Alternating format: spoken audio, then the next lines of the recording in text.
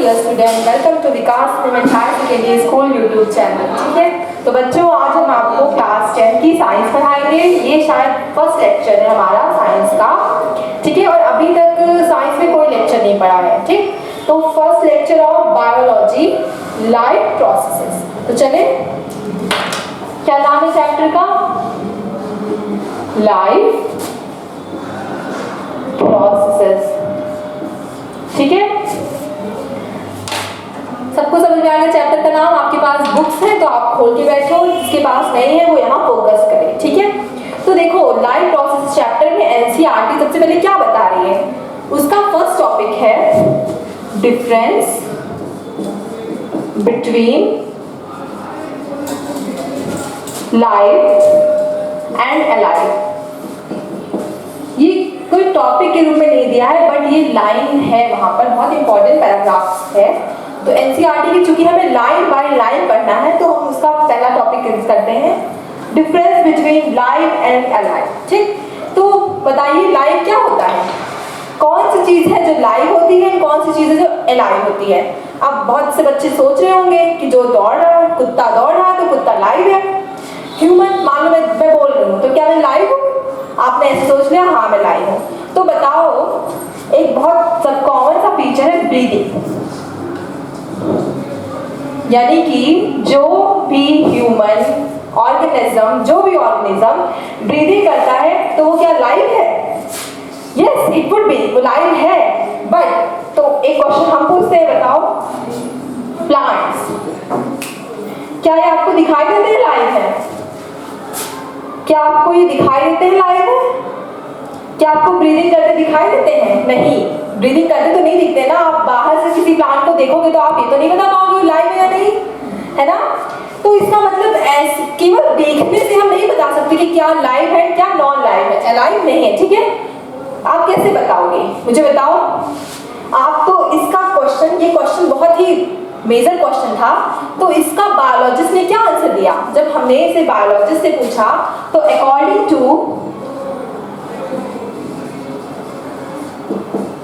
Biologist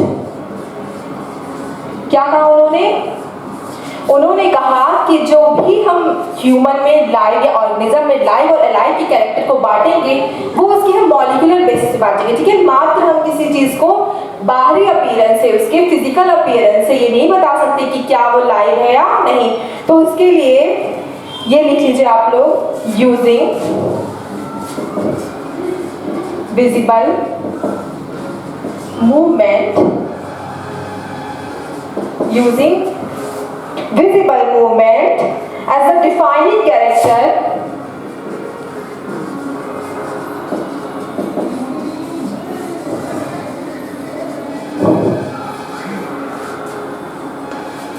is not enough for life। इसका मतलब किसको समझ में आ गया? इसका मतलब है कि यूजिंग विजिबल मूवमेंट, यानी कि विजिबल मूवमेंट, अगर मैं चल रही हूँ, मैं बोल रही हूँ, ठीक है, तो ये केवल इसी को हम देख के नहीं बता सकते कि कौन लाइव है और कौन अलाइव है। ठीक है, इसको आप नोट कर लीजिए। तो ये आपने बच्चों लिख लिया होगा, ये है फर्स्ट पॉइंट। ठीक है, और एक पॉइंट और आप नोट कर लीजिए, इधर नोट कर लीजिए कि invisible movement is also considered to define life.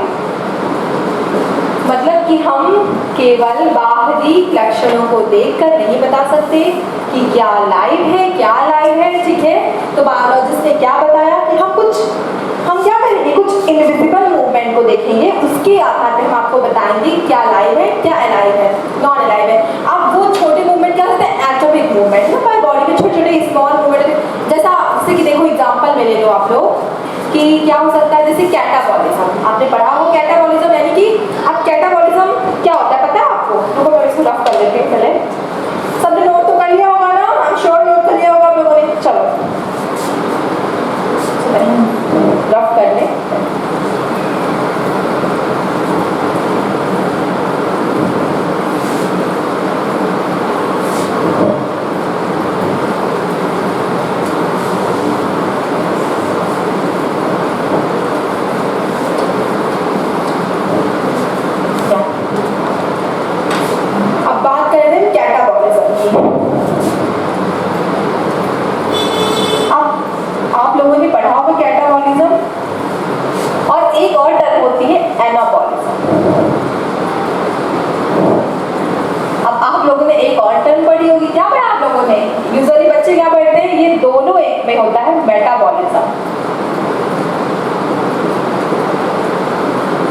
Metabolism. तो बच्चों देखो, हमारे बॉडी में जो स्मॉल लेवल पर होती है इसे मेटाबॉलिज्म होती है, ठीक है, मॉलिक्यूलर लेवल पर। अब मेटाबॉलिज्म क्या होती है? जो हमारी बॉडी में जो टूटने, जैसे मान लो कोई हम रेस्पिरेशन करते हैं, फोटोसिंथेसिस करते हैं, फोटोसिंथेसिस में क्या होता है? ग्लूकोज बनता है, ठीक। तो यहाँ पे कुछ बन रहा है और कुछ बनने को क्या कहते हैं? एनाबॉलिज्म, यानी कि स्मॉल स्मॉल पार्टिकल्स को ऐड कर है ना, बहुत सारे पार्टिकल्स को बैठ क्या बनाएंगे? एक बड़ा मॉलिक्यूल। ऐसे तो करते हैं, बाहर से H2O लेंगे, CO2 लेंगे और हम उसे क्या बनाएंगे? ग्लूकोज का फॉर्मेशन करेंगे। वो प्रोसेस क्या होती है? एनाबॉलिज्म, ठीक। लेकिन इसका एग्जांपल ले लो, जैसे कि फोटोसिंथेसिस, है ना, सबको पता है फोटोसिंथेसिस में कुछ बनता है। क्या बनता है? फूड बनता है, ग्लूकोज बनता है। और अगर हम बात करें कैटाबॉलिज्म की, तो कैटाबॉलिज्म क्या होता है? जिसमें कोई चीज, कोई बड़ा मॉलिक्यूल स्मॉल पार्टिकल्स में टूट जाता है। अब जैसे रेस्पिरेशन, तो उसमें ग्लूकोज का यूज करते हैं हम, है ना, और इसे तोड़ देते हैं, ठीक है। तो इसका मतलब समाप्त करें अगर, तो क्या हो गया? कैटाबॉलिज्म, जिसमें एक बड़ा मॉलिक्यूल स्मॉल मॉलिक्यूल में टूट जाता है, ठीक है। कैटाबॉलिज्म मतलब, इसको अगर आप याद करने के बेसिस पे याद रखो तो कट जाना, कैटाबॉलिज्म ऐसे आप याद कर लो, कैटाबॉलिज्म जो कट जाए, यानी बड़ा मॉलिक्यूल कट के छोटा हो जाए, ठीक है। और अगर हम एनाबॉलिज्म की बात करें तो उसमें छोटे छोटे मॉलिक्यूल जुड़ के एक बड़ा मॉलिक्यूल बनाते हैं। तो ये प्रक्रिया, ये जो प्रोसेस है, कैसे आपको बाहर से दिख रही है? नहीं, ये क्या हो रही है? किसी भी बॉडी, किसी भी ऑर्गेनिज्म के अंदर हो रही है। तो इसके बेसिस पे हम बता सकते हैं कि कौन सा ऑर्गेनिज्म लाइव है एंड कौन अलाइव है। सबको समझ में आ गया होगा। तो अब आपका अगला टॉपिक है, जो कि मेन हेडिंग है आपके एनसीईआरटी की, वो क्या है? लाइव प्रोसेसेस, ठीक है। तो लाइव प्रोसेसेस नोट कर लेते हैं, क्या हेडिंग है। अब यहां से आपका चैप्टर शुरू होता है, लाइव प्रोसेस। तो लाइव प्रोसेस के बारे में डेफिनेशन लिख लीजिए। The process which together perform, सब लोग नोट करेंगे, which together perform the maintenance job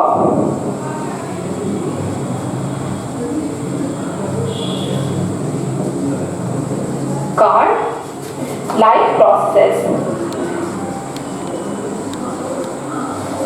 ठीक है।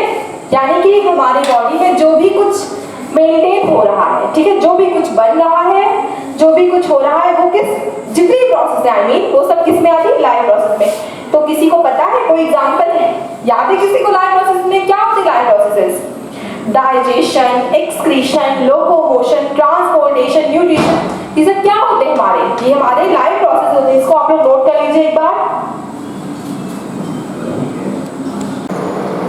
हाँ बच्चों, तो आपने लाइफ प्रोसेस का तो नोट कर लिया होगा। अब इसके एग्जांपल्स की अगर बात करें तो क्या होता है? न्यूट्रिशन, डाइजेशन, न्यूट्रिशन में ही डाइजेशन आता है, न्यूट्रिशन, एक्सक्रीशन, लोकोमोशन, ठीक है, एक्सेट्रा। अब आप इसको आगे पढ़ोगे तो हम पहला टॉपिक क्या डिस्कशन करते हैं? पहला टॉपिक हम लेते हैं न्यूट्रिशन।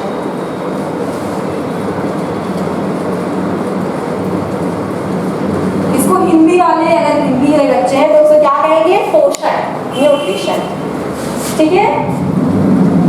सबको समझ में आ रहा है न्यूट्रिशन। अब देखो, न्यूट्रिशन हमारी बॉडी में 5 वेज से होता है, ठीक है। उसके 5 इवेंट्स हैं। आप इवेंट्स मान लो, जैसे पहले क्या होता है, दिन पहले क्या होता है, तो मान लो नोट कर लो। देखो, पहला क्या हो गया? इंजेक्शन। हम अभी ह्यूमन बॉडी की बात कर रहे हैं, या आप सबके लिए नहीं सोचोगे, सबकी ऑर्गेनिज्म में ऐसा नहीं होता है। It is applicable only for, और भी मतलब होता है, बट ये अभी ह्यूमन की बात है, बट सब में नहीं होगा, कुछ भी होगा। इंजेक्शन, देन क्या होगा? डाइजेशन,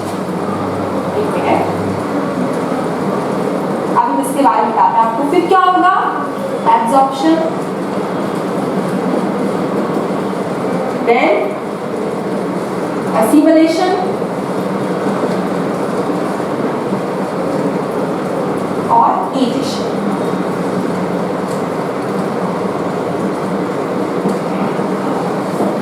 तो मैं आपको बता देती हूँ सबके बारे में। इंजेक्शन बच्चों से मान लो आप खाते हो है ना, रोटी खाई आपने, रोटी किया, तो आप जब तक उसे अपने उठा के आपने उसे अपने बकल कैविटी में रखा, यानी अपने माउथ में रखा, ठीक, तो माउथ तक ले जाने को फूड को क्या कहते हैं, इंजेक्शन। यानी हमने भोजन को खा लिया, हमने फूड को इनटेक किया है, दिस इज कॉल्ड इंजेक्शन। अब फूड हमारी कहाँ गया है, माउथ में आ गया है, फिर धीरे धीरे कहाँ पहुंचेगा, माउथ से होते हुए वो हमारे डाइजेस्टिव सिस्टम में पहुंचेगा, और डाइजेस्टिव सिस्टम में क्या होगा, उसका डाइजेशन होगा। चलिए, छोटे से मान लो हमने रोटी खाई, तो रोटी का पहले हम क्या करेंगे, उसे चबा चबा के खाते हैं, दांतों से उसे कूच के चबा चबा के खाएंगे, ठीक, और वो एकदम छोटे छोटे पार्टिकल जिसे बोलस कहते हैं, आप लोग पढ़ोगे आगे, तो वो बोलस हमारे डाइजेस्टिव ट्रैक्ट में होता हुआ डाइजेशन उसका कंप्लीट हो जाता है, ठीक है, वो पूरी तरह से पच जाता है, जिसे हम हिंदी में समझाएं, ठीक है, तो उसका पूरी तरीके से पाचन हो जाता है। अब पाचन के बाद की नेक्स्ट प्रक्रिया होती है, जो कि मेजरली स्मॉल इंटेस्टाइन के लास्ट पार्ट में होती है और थोड़ा बहुत आपके लार्ज इंटेस्टाइन में होता है, तो इसको कहते हैं एब्जॉर्प्शन। एब्जॉर्प्शन में क्या होता है कि जो हमने पाचन किया, जिस फूड का, जिस पदार्थ का हमने डाइजेशन किया, वो फूड क्या होगा, हमारे ब्लड वेसल्स में एब्जॉर्ब हो जाएगा, ठीक है, ये हुआ एब्जॉर्प्शन। अब ब्लड वेसल उसे एवरी सेल्स तक लेके जाएंगी और वहां से उस ब्लड वेसल से सेल्स भी अपना एब्जॉर्ब कर लेंगी, कैप्चर कर लेंगी, this is called assimilation. And last में जो भी मान लो सब कुछ एब्जॉर्ब हो गया, एसिमिलेट हो गया, बट जो बचा कुछ है ना, जिसमें अब कोई भी ऐसा पार्ट नहीं है जो हमारी बॉडी के लिए यूजफुल है, वो एक्स्ट्रा है ना, वो वेस्ट है, तो उसे हम बाहर ले जाएंगे, ठीक है, वेट, इसको नोट कर लो, करो सब नोट। अच्छा बच्चों, हाँ, आप क्या आपको ये बात पता है कि हमारा जो न्यूट्रिशन है किस सब्सटेंस पे बेस्ड है? आपको ये जानना चाहिए कि हमारा न्यूट्रिशन किस पे बेस्ड है, कार्बन बेस्ड है, ठीक है, कार्बन बेस्ड न्यूट्रिशन है हमारा, यानी कि हम कार्बन से अपना न्यूट्रिशन लेते हैं। तो इस प्रकार से कार्बन की जैसे जैसे कॉम्प्लेक्सिटी होगी, according to the complexity of carbon our nutrition is to be divided, ठीक है। कुछ ऑर्गेनिज्म है जो सिंपल फूड मटेरियल लेते हैं,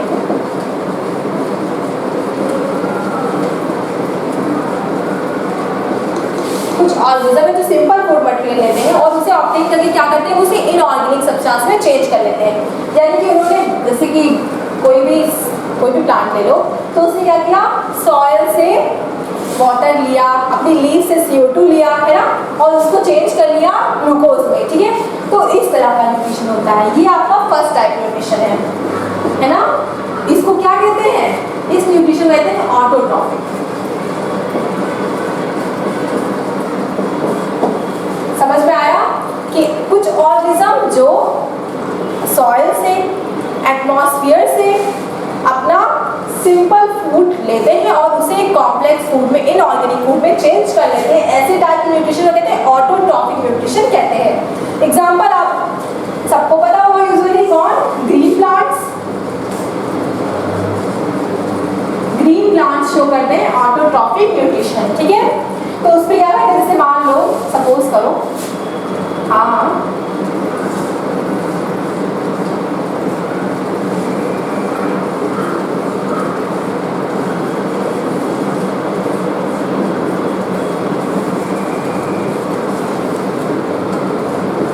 इधर भी आपका लीफ हो गया, ठीक है, ये कोई प्लांट है आपका, ठीक है, ये उसकी लीफ है, ये उसका रूट है। तो सोचो वो सॉइल से क्या लेगा, सॉइल कहाँ पर है, इसके नीचे है, वो सॉइल से लेगा वाटर इनटेक करेगा, सबको दिख रहा है, वाटर इनटेक करेगा और क्या इनटेक करेगा सॉइल से, और मिनरल इनटेक करेगा, मिनरल और वाटर को सॉइल से इनटेक करेगा, देन वो लीफ से आउटर एटमॉस्फेयर से बोलेगा CO2। हाँ बच्चों, तो उसने CO2 लीफ, जब उसमें आउटर एटमॉस्फेयर से CO2 अपने लीफ के द्वारा इनटेक किया, ठीक है। तो इसका मतलब उसने अब क्या क्या ले लिया है, उसने CO2 कलेक्ट कर लिया, उसने वाटर कलेक्ट कर लिया, उसने मिनरल कलेक्ट कर लिया, ठीक है। अब देखो, अब यहाँ सपोज तो यहाँ कोई सन है ना, ये सन हो गया आपका, यहाँ से उसने क्या लिया, सनलाइट ली। सनलाइट को आप H भी रिप्रेजेंट करते हो, H न्यू, पूरा लिखने के बजाय उसे H न्यू लिख दोगे तो इट मींस भी सनलाइट होता है, ठीक है।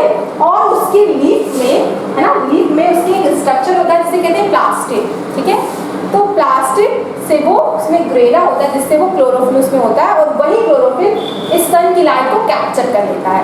ये सब क्यों कर रहा है प्लांट, क्यों कर रहा है बताओ? ये उसको करना पड़ा है क्योंकि उसे फूड बनाना है। उसने सिंपल फूड को लिया है, सिंपल क्या लिया उसने, CO2 ले लिया, उसने वाटर ले लिया, अब उसे क्या बनाना है, ग्लूकोज बनाना है। तो वो ये सब प्रिपरेशन कर रहा है कि how to make a glucose. अब क्या करेगा, देखो इधर हम एक रिएक्शन लिखते हैं। रिएक्शन क्या होगी, CO2 प्लस H2O, इसने ये लिया, ये लिया, अभी आपने पढ़ा, उसने CO2 लिया और H2O लिया। अब देखो, और उसको क्या बनाना है, ग्लूकोज बनाना है। ग्लूकोज का फॉर्मूला सबको पता है? नहीं पता है तो याद कीजिए, क्या होता है, C6H12O6, और साथ में उसमें कुछ वाटर और कुछ ऑक्सीजन बाहर निकलेगा। सबको दिख रहा है? मैं कुछ क्लियर कर दूं थोड़ा सा।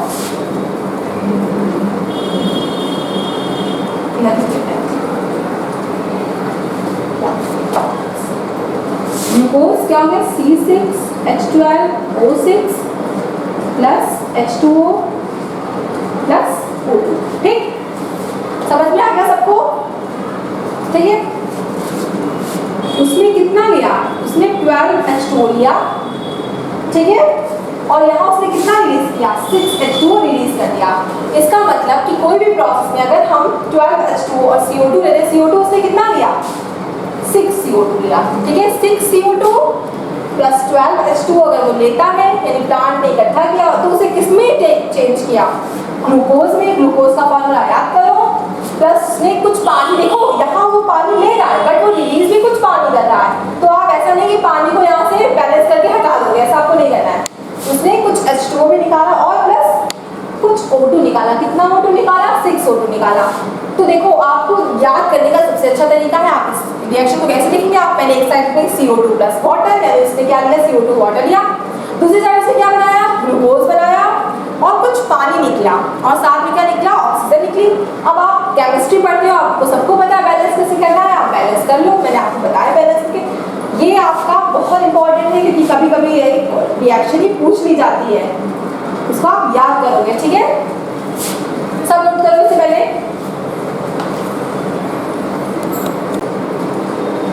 तो आपने रिएक्शन याद कर ली होगी, आई होप सो, ठीक है।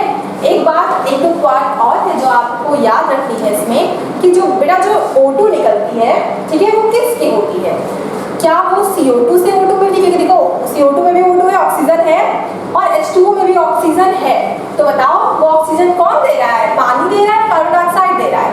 तो याद रखो, ये दे रहा है H2O। आपका पानी में जो ऑक्सीजन है वो रिलीज होती है, ठीक, कार्बन डाइऑक्साइड की ऑक्सीजन रिलीज नहीं होती। और एक पॉइंट, एक लाइन बोली आपके NCERT में, क्या कहती है कि जो हमारी बॉडी में जो भी प्रोसेस है, जैसे मान लो CO2 एक साथ आई, ठीक है, एटमॉस्फेयर से आई, तो जरूरी नहीं है कि जब CO2 आए साथ में ही ग्लूकोज बन जाए, ऐसा नहीं होता है। हाँ, ये होता है कि बॉडी में, प्लांट बॉडी में CO2 आती है, इकट्ठा होती है, और जब ब्रेक होता है तो वो ग्लूकोज में कन्वर्ट हो जाती है। एक बात और, मान लो से डिजर्ट प्लांट होते हैं, डिजर्ट प्लांट की अगर बात करें तो उसमें रात में CO2 कलेक्ट होती है एटमॉस्फेयर से, और किस फॉर्म में रहती है, वो उसे रात में ही मैलेट, याद रखो, मैलेट या मैलिक एसिड, एट को एसिड भी कहते हैं, ठीक है, मैलिक एसिड या मैलेट, तो इसमें स्टोर कर लेते हैं। कहाँ स्टोर करते हैं, अपने वैक्यूल में। आप सबने पता, आपको सबको पता होगा कि लीफ का एक पार्ट वैक्यूल में होता है प्लांट का, तो उसे अपने वैक्यूल में स्टोर करते हैं, और जब दिन होता है, डे होता है, तो वो सनलाइट की प्रेजेंस में बना लेते हैं, ठीक है। हाँ, एक बात और याद रखना कि जो हमने रिएक्शन लिखवाई थी, आप उसमें जहाँ एरो लगा है उसके ऊपर H यानी क्लोरोफिल, यानी सनलाइट और क्लोरोफिल ऐड कर लेना, ठीक है, वो रह गया था वहाँ पर, उसे आप ऐड कर लोगे। हाँ, तो अब ये हो गया, हम किस में मूव करते हैं, हेटेरोट्रॉफिक न्यूट्रिशन पर। ये हमारा एक और इम्पॉर्टेंट पॉइंट है न्यूट्रिशन। अब देखो बच्चों, चूंकि पहले वाले न्यूट्रिशन में यानी ऑटोट्रॉफिक न्यूट्रिशन में हम सिंपल फूड को, सिंपल सब्सटेंस को ले रहे थे एटमॉस्फेयर से और उसको हम ग्लूकोज में कॉम्प्लेक्स में चेंज करते हैं। इसमें क्या होता है, हम कॉम्प्लेक्स को टेक करते हैं, यानी कि हम जो प्लांट्स ने जो बनाया है उसे हम यूज करते हैं। तो ये इसको हम 3 पार्ट में डिवाइड करेंगे। ये बहुत इंपॉर्टेंट है। First one is holozoic, second one is saprophytic and third one is parasitic. इनमें से कई बच्चे ऐसे हैं जिन्होंने ये तो सुना भी होगा, है ना, होलोजोइक, सैप्रोफिटिक, पैरासिटिक। ठीक है, होलोजोइक में क्या होता है बच्चों, होलोजोइक में क्या होता है कि जो भी फूड हम लेते हैं उसका हम डाइजेशन इनटू द बॉडी करते हैं, अंदर द बॉडी करते हैं, उसको हम बॉडी के अंदर करते हैं। ठीक है, digestion occurs inside the body। ठीक है, इसमें क्या होता है, डाइजेशन बॉडी के अंदर होता है। कैसे, किसमें होता है, मैं आपको इवेंट्स में बताया था, ह्यूमन में।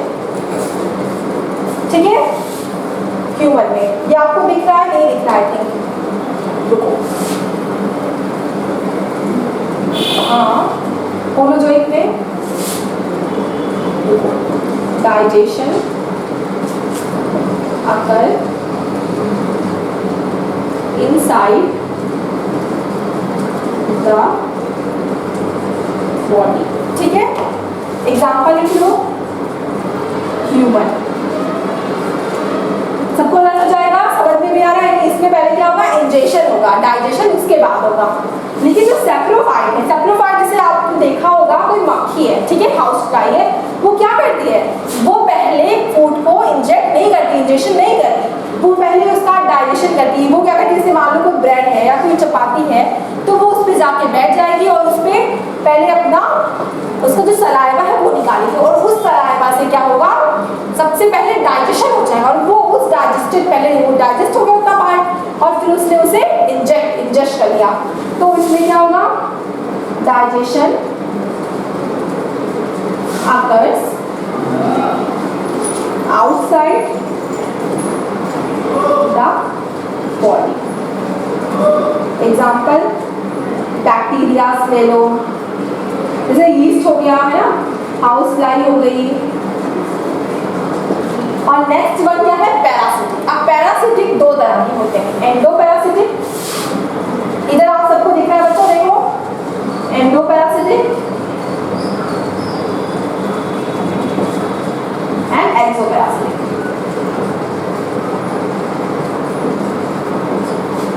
अब पैरासाइट में बच्चों ये क्या होता है, ये फूड को, ये सिर्फ प्लांट या एनिमल्स को नुकसान नहीं पहुंचाते हैं, ये उन्हें मारते भी नहीं है, ये उन्हें विदाउट किलिंग उनके साथ रहकर उनसे अपना फूड एब्जॉर्ब करते रहते हैं। जैसे कि एंडोपैरासाइट में बात करें, एस्कैरिस,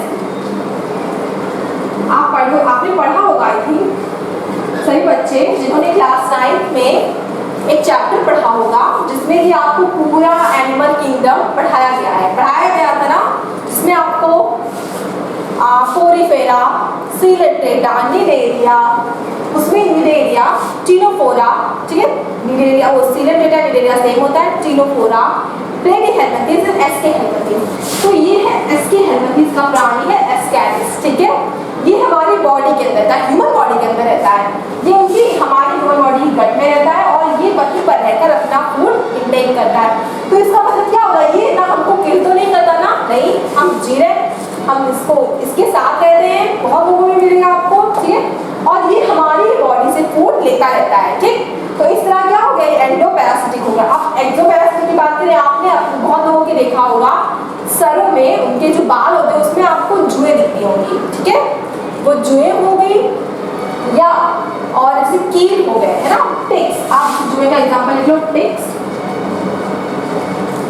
और कील हो गए, ये सब जो होते हैं वो एक्सोपैरासिटिक होते हैं। ठीक है, तो टिक्स इसका एग्जांपल हो गया, एस्कैरिस इसका हो गया, या तो ये आपका है पूरा न्यूट्रिशन। आज हम आपको इतना ही पढ़ाएंगे, तो अब आपको सम अप करवा देते हैं। होते हैं। याद रखिएगा ऑटोट्रॉफिक न्यूट्रिशन क्या होता है, जिसमें कि जो कोई भी ऑर्गेनिज्म जो बाहर से सनलाइट की प्रेजेंस में CO2 और H2O लेकर ग्लूकोज का बनाता है, ठीक है, ग्लूकोज का फॉर्मेशन करता है, वो क्या होता है, ऑटोट्रॉफिक न्यूट्रिशन होता है। और हेटेरोट्रॉफिक जो उस प्लांट के ऊपर, जो उनके द्वारा बनाए गए फूड के ऊपर निर्भर होते हैं, जो अपना फूड खुद नहीं बना पाते, वो हेटेरोट्रॉफिक होते हैं। आप सबको